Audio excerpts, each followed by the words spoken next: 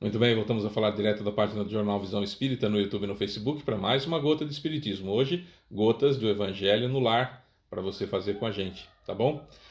Escolhemos fazer esse sistema completo para que você possa acompanhar conosco, você, principalmente você que professa a fé espírita sozinho no seu lar, ou só você que está fazendo o Evangelho no lar e é difícil, às vezes, né, de comentar e tudo mais. Então a gente faz meia horinha aqui de Evangelho junto e você participa conosco. A água já está aqui, ó, para ser fluidificada no final. Como que é o sistema?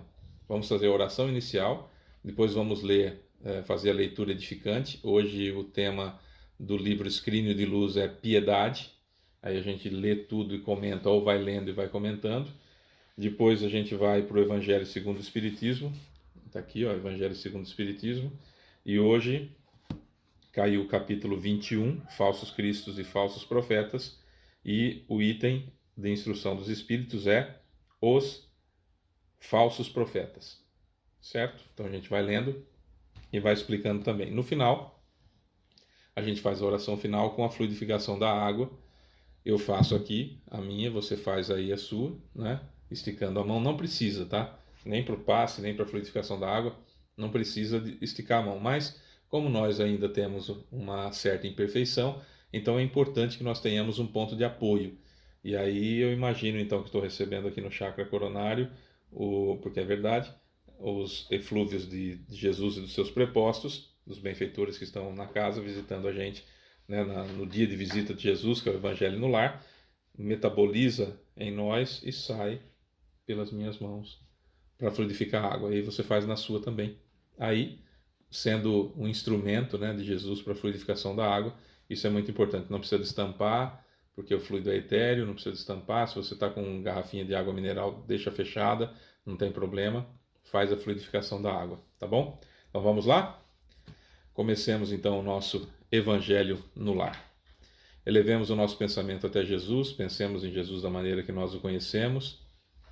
Senhor Jesus, querido Mestre e amigo, Deus Pai Todo-Poderoso, amigos benfeitores que já se encontram aqui conosco, nosso querido guia espiritual, o anjo da guarda, também muito obrigado pela presença. Mais uma vez, Senhor Jesus, elevamos o pensamento até o Senhor para que o nosso pensamento, nesse momento, se torne o mais próximo possível do seu e começamos agradecendo. Muito obrigado, Senhor, por tudo de bom que nos aconteceu na última semana.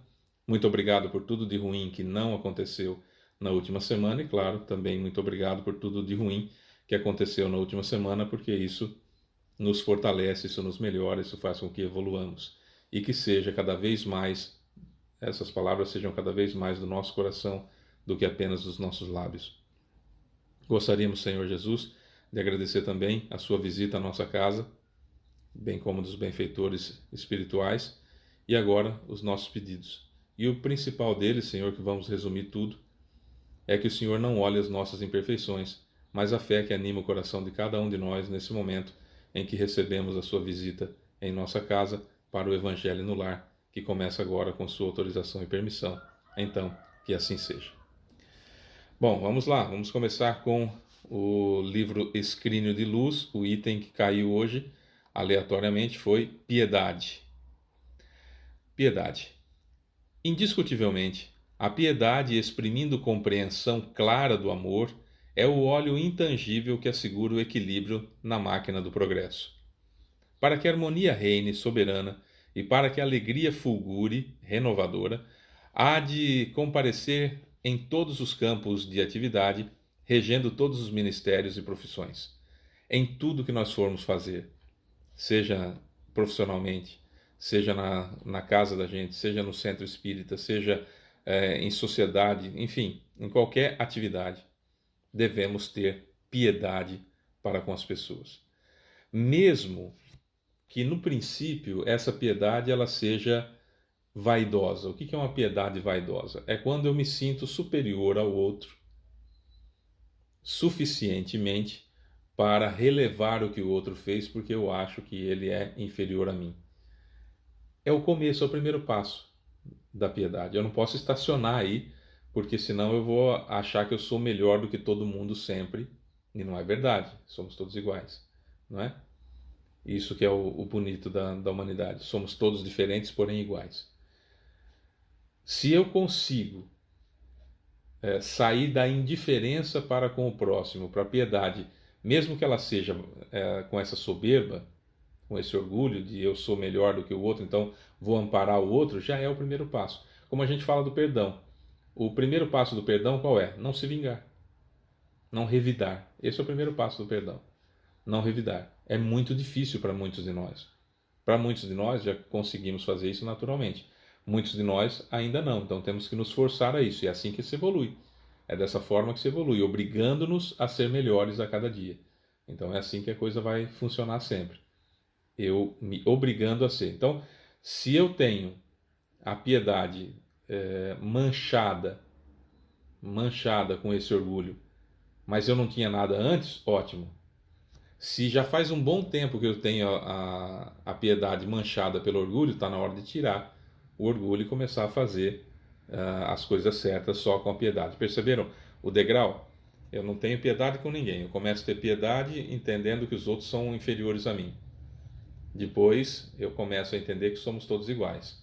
E depois eu começo a ter a piedade propriamente dita. Só não posso estacionar. Utilizar a piedade orgulhosa como um degrau para eu chegar na piedade de fato é perfeitamente possível. Aliás, é um caminho muito provável que nós façamos. Só não podemos estacionar ali porque aí não vai valer de absolutamente nada, não é? Diplomar-se-á o médico nos galarins da cultura, no mais alto da cultura, os médicos pegarão o diploma no mais alto grau da cultura. Entretanto, sem piedade para com os enfermos, viverá muito longe do privilégio de curar. Erguer-se-á o juiz às culminâncias da toga, vai chegar ao máximo que o juiz pode chegar. Todavia, sem piedade no trato com a justiça, não passará de um cabide precioso para os textos legais. São aqueles juízes que olham as pessoas como simplesmente inferiores, sem piedade alguma, apenas por soberba, e julga o papel. Isso é complicado. Olha o que está no papel e não vê o ser humano que precisa ali de uma sentença. Sem piedade vai ser complicado. Levantar-se-á o sacerdote para os ofícios do templo, no entanto, sem piedade para com o rebanho de almas que o Senhor lhe confia. Terminará o serviço sublime espalhando descrença e desilusão. Porque sem piedade, qualquer sacerdote ou líder religioso que não tiver piedade para com a outra pessoa, simplesmente é um profissional da religião. Isso custa muito caro.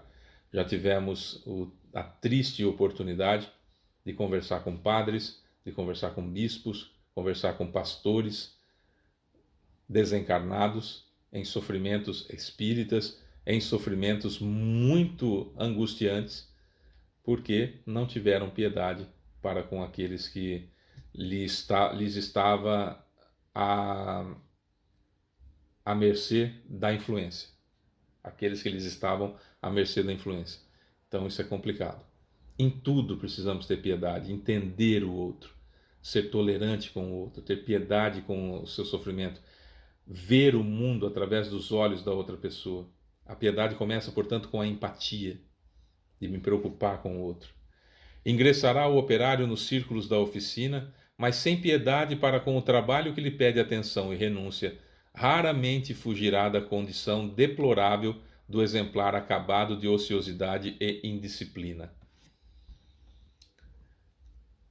No livro Conduta Espírita, do Valdo Vieira, na realidade de André Luiz por Valdo Vieira, a gente vai encontrar como deve ser a atitude daqueles que têm sob sua responsabilidade subalternos.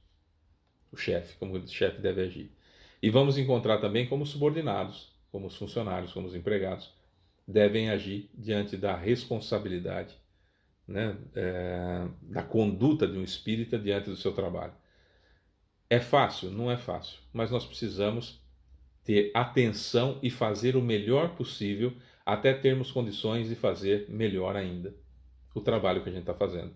Eu não trabalho para o meu patrão, eu não trabalho para o meu superior imediato, eu não trabalho para o meu supervisor, eu não trabalho para o meu gerente, eu trabalho para mim. eu estou vendendo para o dono da empresa que eu trabalho o meu trabalho. Então eu tenho que fazer o melhor possível, dentro das condições que eu tenho, até ter condições de fazer melhor ainda para progredir sempre, o meu trabalho. Se o meu superior não vir, não valorizar o meu trabalho, ele vai perder esse exímio trabalhador que eu me tornei. É assim que funciona. Quando eu comecei em rádio em 1992, como locutor de rádio, eu tive o privilégio de encontrar com um sujeito chamado Márcio Camargo, que é extraordinário, um grande amigo que eu tenho, e que já tinha muitos anos de rádio. Já tinha muitos anos de rádio.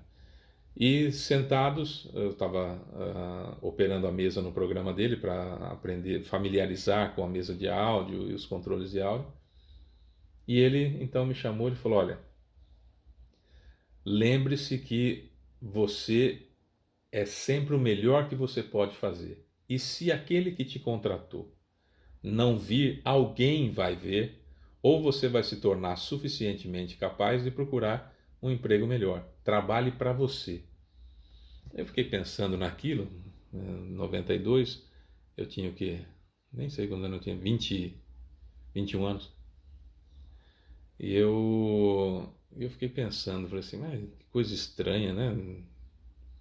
Vou querer ser mais do que eu sou, isso é soberba, tal. E aí foi passando o tempo e nós fomos conversando e eu fui entendendo melhor essas coisas. Quando um dia ele chegou para mim, ele falou: recebeu o seu salário? Eu falei: recebi o salário, recebi ontem. Ele falou: e aí, devolveu tudo pro seu patrão? Eu falei: não. Dei risada, né? Não, fiquei para mim. Ele falou: portanto, preste atenção, você trabalha para você. Você não trabalha para o seu patrão.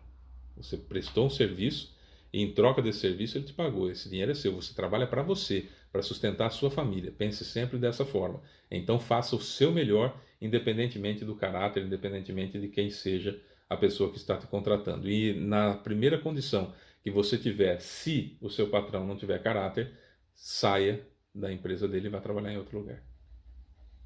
Faça o seu possível, agora sou eu falando, faça o seu possível até que tenha condições de fazer melhor ainda. Essa frase é do professor Mário Sérgio Cortella, que eu tenho usado bastante também. Faça o seu possível até que você tenha condições de fazer melhor ainda. É sempre assim, eu trabalho para mim. Eu tenho que olhar as pessoas com piedade. Eu tenho que olhar as pessoas como eu gostaria que me olhassem.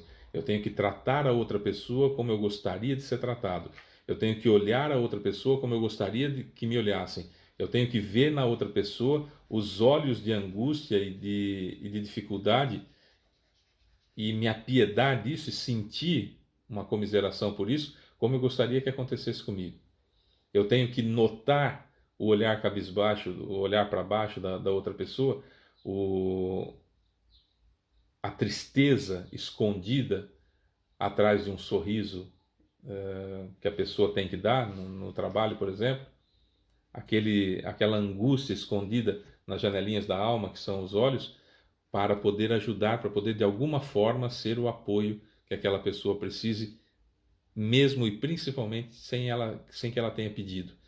Não é falar da minha religião para ela, é criar condições para colocar o meu ombro à disposição dela.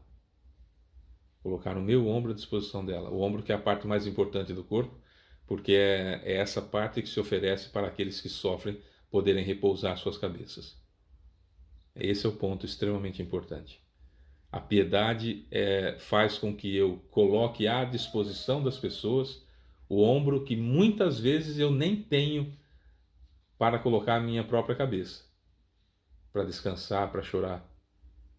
Mas a piedade faz com que, mesmo com o peito dolorido e com os olhos quase a transbordar de lágrimas, que eu os enxugue, que eu me coloque em postura cristã e vá oferecer o ombro ao outro. Se eu estiver chorando, que eu enxugue as lágrimas e vá, com o rosto limpo e sem parecer que eu estava chorando, oferecer o ombro para aquele que precisa, mesmo sem eu ter um ombro para mim.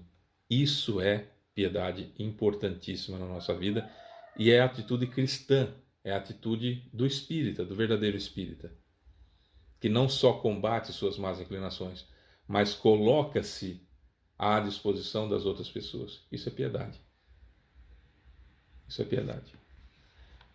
Todos necessitamos de piedade, quanto necessitamos de ar puro. Olha, o Emmanuel faz aqui uma comparação importante. Ó. Todos necessitamos de piedade, quanto necessitamos de ar puro. E somente por ela, pela piedade, sustentamo-nos cada dia na tarefa de que a vida nos incumbe com os seus talentos multiplicadores e preciosos. Deixa que a compaixão te inspire os pensamentos para que os teus atos gerem beleza e luz onde teu coração estagie. Não importa onde você esteja, deixa a compaixão te inspirar os pensamentos. Mesmo, como eu disse no começo do nosso vídeo, mesmo que seja aquela piedade, aquela compaixão orgulhosa, se a gente não tinha. E se a gente já tem a compaixão orgulhosa, que a gente tire o orgulho dela e evolua um passinho de cada vez. Recorda a infinita bondade do Senhor, que até hoje nos tolera os erros, para que aprendamos a ciência da vida, e quanto seja possível tolera as faltas do próximo, ajudando e amando, entendendo e servindo, porque somente através da profunda compaixão, uns para com os outros, é que atingiremos o sol da comunhão pura com Deus. Eu preciso me importar com o outro, seja ele quem for. Ah, Fábio, eu tenho uma dificuldade muito grande com fulano de tal. Faz uma oração para ele e se afasta um pouquinho. E vá ter compaixão com outros que você consegue. E treine suficientemente compaixão, piedade, até que você, treinado suficientemente, possa voltar a ter contato com aquela pessoa difícil e aí ter compaixão, ter piedade para com ele ou com ela. Certo? É assim que funciona. Amai os vossos inimigos não significa estender benevolentemente o pescoço ao assassino. Está no Evangelho segundo o Espiritismo. Significa que eu tenho que orar por aqueles que me perseguem e me caluniam e fazer o bem àqueles que me odeiam. É isso que eu tenho que fazer para os meus inimigos. Um passinho de cada vez. Ah, Fábio, na minha família é muito difícil, eu tenho problema com pai, tenho problema com mãe, tenho problema com filho, tenho problema com filha, tenho problema com marido, tenho problema com esposa, tenho problema com irmão, com irmã, com primo, seja lá com quem for. Se afaste um pouquinho, faça suas orações diárias para a pessoa, pedindo a Jesus que o ampare a conseguir entender isso que está acontecendo e relevar. Vá ter compaixão e piedade com outros que não são essa pessoa que você tem problema. Treine compaixão, treine piedade com essas outras pessoas, até estar forte o suficiente, quando a compaixão, a piedade já não são mais orgulhosas, são reais, e aí volte àquela pessoa problema para ter a piedade, para ter a compaixão. É assim que a gente cresce, é assim que a gente evolui. Não se dorme Fábio Pereira, que sou eu, e acorda-se Chico Xavier no outro dia. Tem jeito não. Né? É um passo de cada vez. No Evangelho segundo o Espiritismo, portanto, estamos no capítulo 21, Falsos Cristos e Falsos Profetas, e o item que saiu é a Instrução dos Espíritos, os Falsos Profetas. Item 8º. Se vos disserem, o Cristo está aqui, não vades. Ao contrário, tende-vos em guarda, porquanto numerosos serão os falsos profetas. Não vedes que as folhas da figueira começam a branquear? Não vedes os seus múltiplos rebentos aguardando a época da floração? E não vos disse o Cristo, conhece-se a árvore pelo fruto? Se, pois, são amargos os frutos, já sabeis que má é a árvore. Se, porém, são doces e saudáveis, direis, nada que seja puro pode provir de fonte má. É assim, meus irmãos, que deveis julgar. São as obras que deveis examinar. Se os que se dizem investidos do poder divino revelam sinais de uma missão de natureza elevada, isso é, se possuem no mais alto grau as virtudes cristãs e eternas, a caridade, o amor, a indulgência, a bondade que concilia os corações, se em apoio das palavras apresentam os atos, podereis então dizer, esses são realmente enviados de Deus. Qualquer espírito se manifestando, qualquer pessoa encarnada, que se arvore, que se autoproclame seguidor do Cristo, cristão ou o próprio Cristo, pezinho atrás. É pelas obras dessas pessoas que nós vamos perceber se realmente são ou não são seguidores do Cristo. E pelas obras eu tenho que, portanto, esperar. Eu tenho que ver, eu tenho que acompanhar, eu tenho que estar próximo. Há que se levar tempo para isso. Ah, mas eu conheci uma pessoa, essa pessoa é extraordinária. Tá vendo? Quando a gente vê uma pessoa uma vez por semana ou vê de vez em quando, via de regra essa pessoa é agradável. Claro, a gente não está convivendo. Nós não estamos vendo o defeito. Nós não estamos vendo as dificuldades que essa pessoa tem. Nós não estamos vendo as lutas contra o que essa pessoa está lutando diariamente, para que são suas más inclinações. Então, não estou vendo as más inclinações da pessoa. A gente vê as más inclinações, a gente vê os defeitos quando convive com a pessoa. Ah, eu vou no centro já faz 10 anos e eu vejo sempre uma pessoa lá, essa pessoa é maravilhosa. Você vê uma vez por semana num ambiente que é propício para nós estarmos bem e mostrarmos-nos caridosos, mostrarmos-nos bondosos, mostrarmos-nos até sorridentes. No centro as pessoas mostram os dentes. Oi, como é que vai? Tudo bem? Que não é assim no dia a dia. Então não dá para eu julgar uma pessoa, imaginar que aquela pessoa é maravilhosa, é incrível, um palestrante que apareceu uma vez que eu nunca vi, veio lá, deu uma palestra linda, mostrou conhecimento e tal. Eu não sei como é que ele é. De repente ele pode ser um déspota doméstico, terrível. Pode, né? Desconfiai, porém, das palavras melífluas, aquelas bonitas, rebuscadas. Desconfiai dos escribas e dos fariseus que oram nas praças públicas vestidos de longas túnicas. Desconfiai dos que pretendem ter o monopólio da verdade. Não, não. O Cristo não está entre esses. Porquanto o que ele envia para propagar a sua santa doutrina e regenerar o seu povo serão, acima de tudo, seguindo-lhe o exemplo, brandos e humildes de coração, os que hajam com os exemplos e conselhos que prodigalizem de salvar a humanidade, que corre para a perdição e pervaga por caminhos tortuosos, serão essencialmente modestos e humildes. Aquele que segue o Cristo vai sempre se mostrar dessa forma. De tudo o que revele um átomo de orgulho, fuja, como de uma lepra contagiosa, que corrompe tudo em que toca. Lembrai-vos de que cada criatura traz na fronte, mas principalmente nos atos, o cunho de sua grandeza ou da sua inferioridade. Pelos nossos atos que a gente conhece a pessoa, né? Ide, portanto, meus filhos bem-amados, isso quem fala é São Luís em Bordeaux, 1861. Ide, portanto, meus filhos bem-amados, caminhai sem tergiversações, não fica desviando, perdendo o foco, sem pensamentos ocultos na rota bendita que tomastes. Ide sempre, sem temor.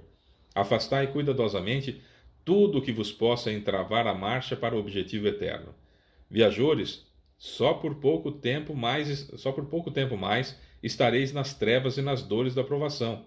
Se abrirdes o vosso coração a essa suave doutrina que vos vem revelar as leis eternas e satisfazer a todas as aspirações de vossa alma acerca do desconhecido. Persevere. Já podeis dar corpo a esses silfos ligeiros que vedes passar nos vossos sonhos e que efêmeros apenas vos encantavam o espírito, sem coisa alguma dizerem ao vosso coração. Agora, meus amados, a morte desapareceu, o Espiritismo matou a morte, dando lugar ao anjo radioso que conheceis, o anjo do novo encontro e da reunião. Agora vós, que bem desenhado haveis a tarefa que o Criador confia às suas criaturas, nada mais tendes de temer da sua justiça, pois ele é Pai e perdoa sempre aos filhos transviados que clamam por misericórdia. Qual é a ligação daquilo que nós vimos até agora? Eu preciso ter piedade para com o outro, porque Deus atende mim o tempo todo. Deus tem piedade de mim o tempo todo, Deus tem comiseração de mim o tempo todo, Deus tem paciência comigo o tempo todo. Entende que no grau de inferioridade em que me encontro, ainda cometo determinados erros. mas me aceita de volta toda vez que eu quero retomar o caminho certo, retomar o caminho do bem. Isso invariavelmente vai acontecer. E nós precisamos treinar a fazer isso com as pessoas ao nosso redor também. Continuai, portanto, avançai incessantemente. Seja a vossa divisa a do progresso contínuo em todas as coisas, até que finalmente chegueis ao termo feliz da jornada, onde vos esperam todos os que vos precederam. Avançar incessantemente. Seja a nossa divisa, ou seja a nossa bandeira, seja a nossa ideia constante do progresso contínuo em todas as coisas, até que finalmente cheguemos ao final, ao término feliz da nossa jornada, da nossa encarnação, onde vos esperam todos aqueles que vos precederam, onde, né, já estão os desencarnados aguardando a gente chegar por lá. Cuidado com falsos profetas.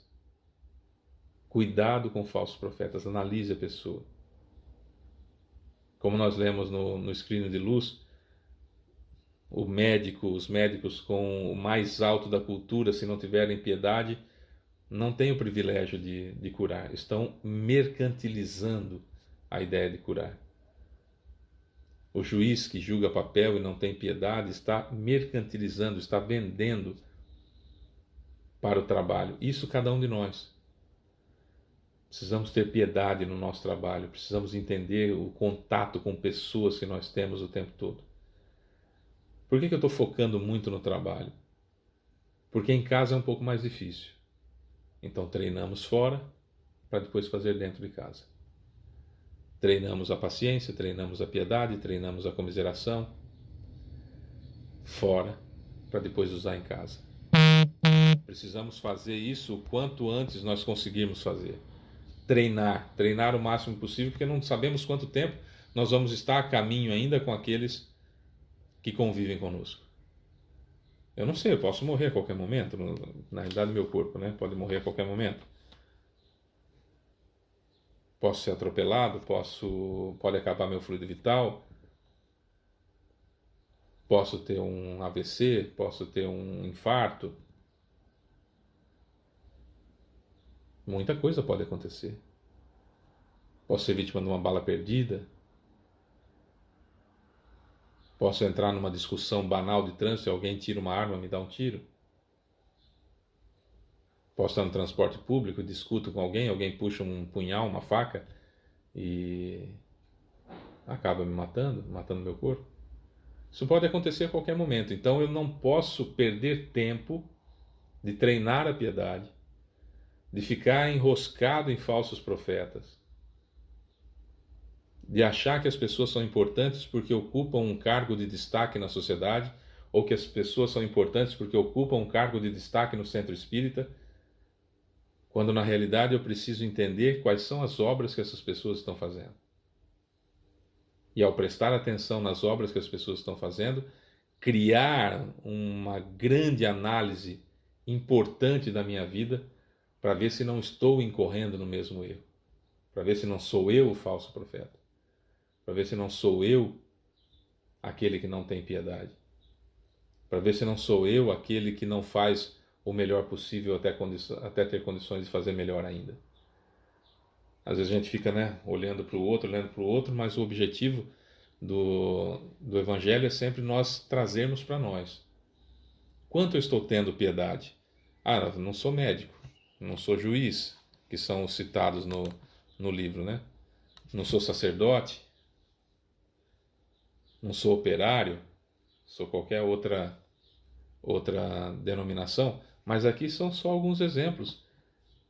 Naquilo que eu faço, no meu labor, no meu trabalho, sem piedade, eu não sou nada, sou apenas um mercantilista, estou apenas vendendo um trabalho. E não é assim, o espírita não é assim, não deve ser assim, não pode ser assim. Porque o Cristo a todo momento, que é o nosso guia e modelo da humanidade, tem piedade, tem comiseração para conosco. O tempo todo. O tempo todo. Senão nem encarnados aqui estaríamos. Porque não se engane, não temos mérito para isso.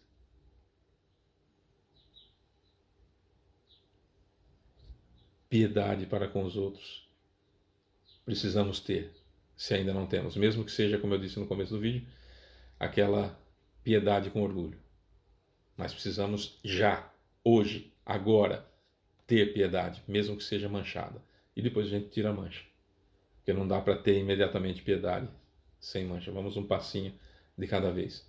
E será que não estamos sendo nós os falsos profetas? Aqueles que falam e não fazem? Cobram dos outros, mas não dão exemplo? Às vezes é muito fácil, né? Você não faz isso, você não faz aquilo. Eu queria que você fizesse isso, eu queria que você fizesse aquilo. Tá, mas o que você está fazendo? Por que está cobrando o outro? Faça a sua parte o melhor possível e aguarde. Faça a sua parte o melhor possível e aguarde. Ou nós não somos espíritas.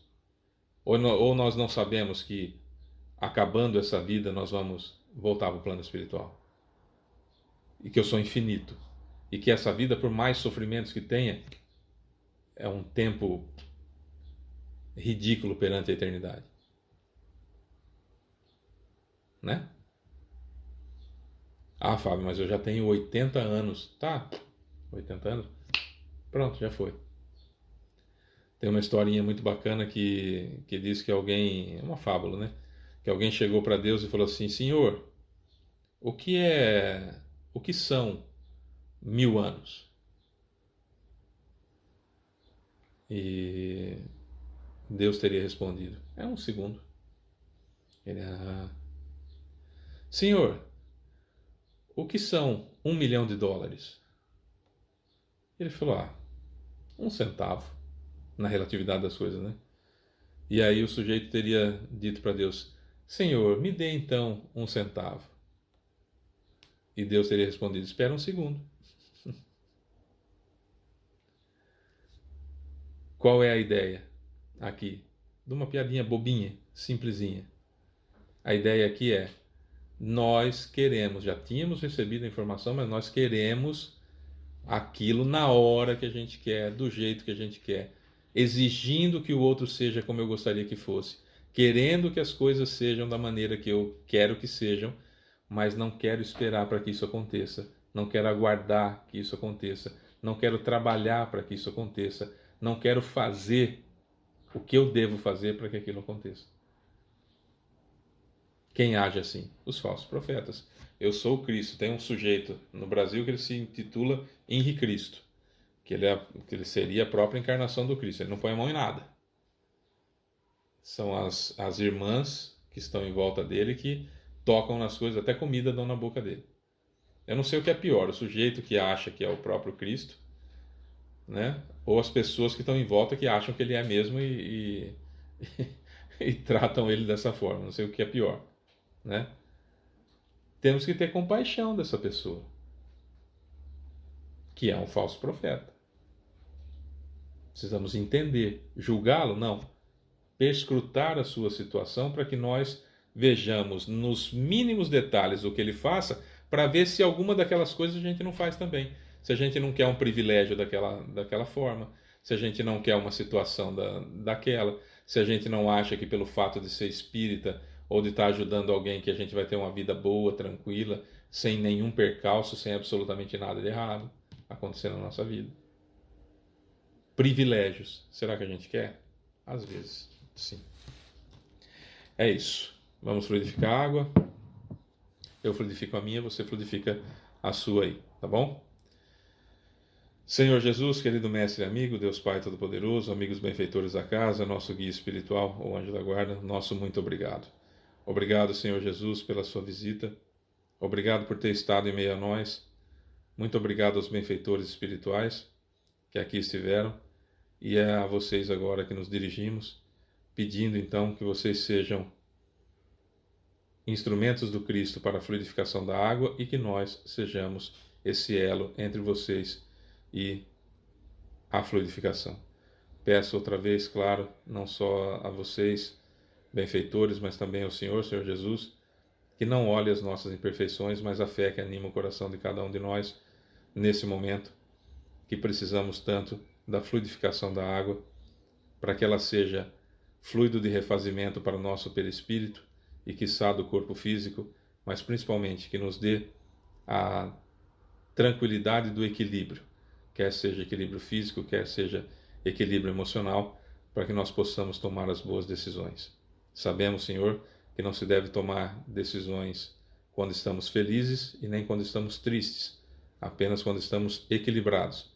Portanto, é isso que vos pedimos nesse momento, que essa água tenha os ingredientes necessários para nos promover, mesmo que momentaneamente, o nosso equilíbrio físico e também mental, psíquico. Desde já, muito obrigado, Senhor Jesus. Desde já, muito obrigado a todos os mentores, ao nosso guia espiritual, nosso anjo da guarda, e que assim seja. É isso. Semana que vem tem mais Gota de Espiritismo, mais Gota do Evangelho no Lar. Eu sou Fábio Pereira. Beijo pra você que fica. Tchau.